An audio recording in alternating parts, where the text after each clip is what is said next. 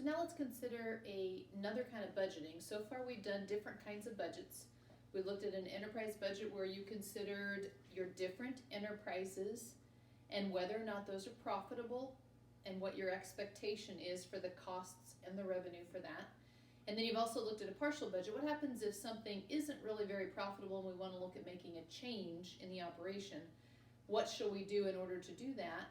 And we consider what is the additional item we're going to add and what are we going to reduce, and we compare that.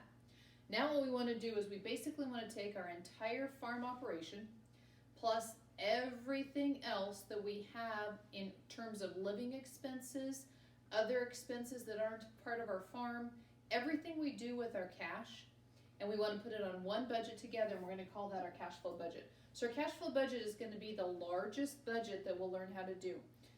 Of everything that we've learned and that we are learning in this particular section on budgeting, though, all three of these budgets are extremely important. The enterprise budget is one of the most useful tools you'll have in order to really see which enterprise is profitable, but then we have to take that information and put it into our whole farm setting, because we have our crop enterprises done on a per acre basis and our livestock done per head.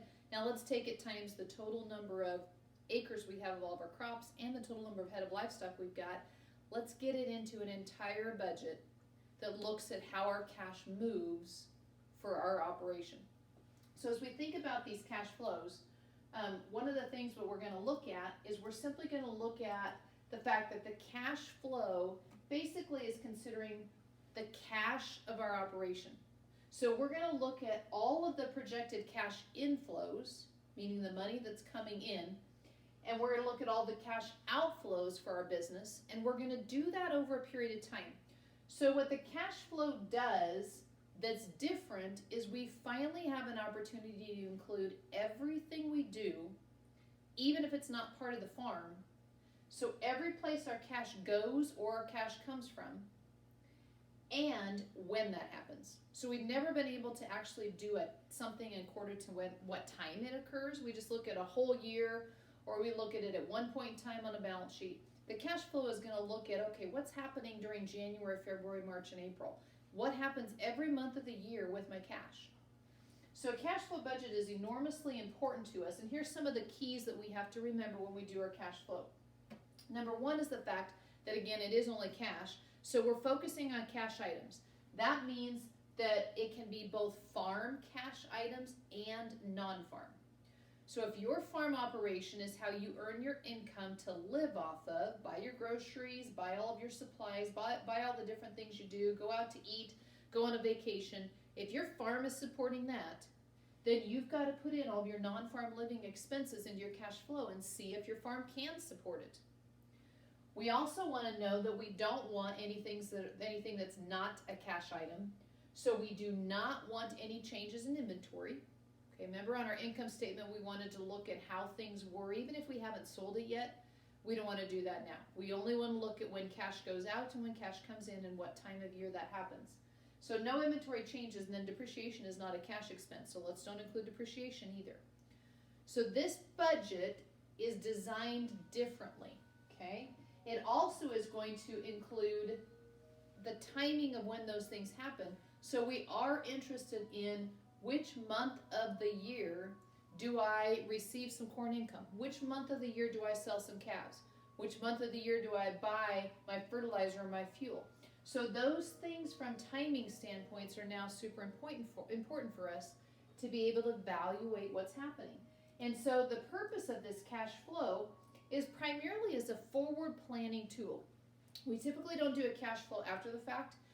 Almost always, sometimes we will, and that's just to verify what happened during the year or maybe help us do the next projection. But generally speaking, the cash flow is used to forward plan. It's before the year has occurred. I'm going to do a cash flow. I'm doing it for myself and my banker both.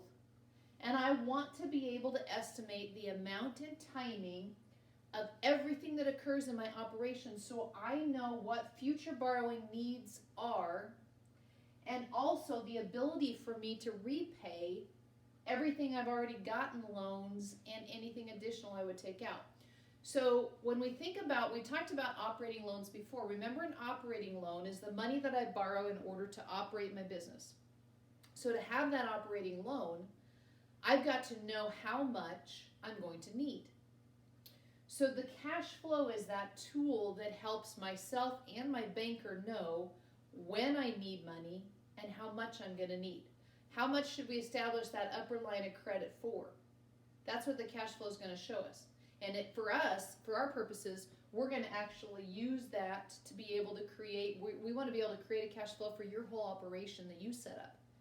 Is your operation the way that you set it up for our class? Is it going to flow or not? Will you have any cash available, or will you be short all the time? So we want to know those kinds of things, and that's what the cash flow can help us do. Basically, this is what a cash flow looks like. Now, I know it's small for you to see that, but you can see it in the PowerPoint notes, and you can see what that looks like.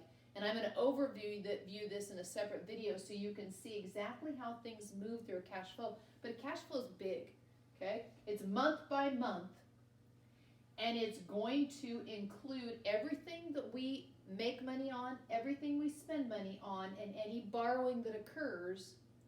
And it wants to know, do we have enough money or not? And if we don't have enough money, how much money should we borrow? And then will we be able to repay that back? So that's the purpose of this cash flow, is as a planning tool for ourselves to know what our operation looks like from a cash standpoint.